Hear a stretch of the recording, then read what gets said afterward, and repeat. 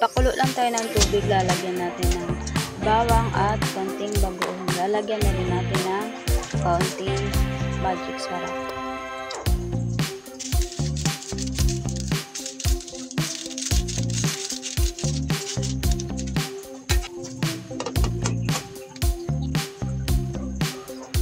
At kapag kumulo na, pwede na natin ilagay yung ating saluyot. At ilagay na rin yung ating inihaw na tilapia.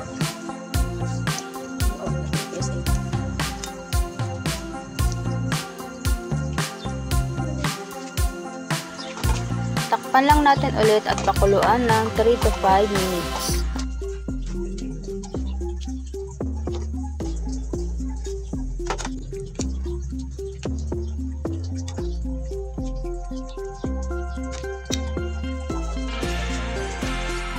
Naglalagay din ako ng konting Knorr sinigang mix sa sampalok.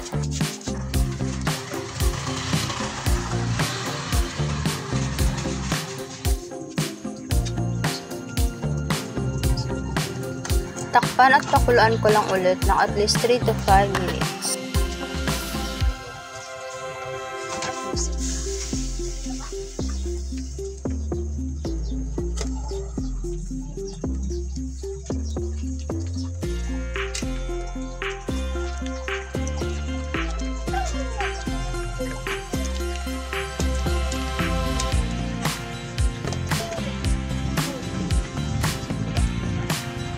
At ayan, luto na yung ating saluyot na inihaw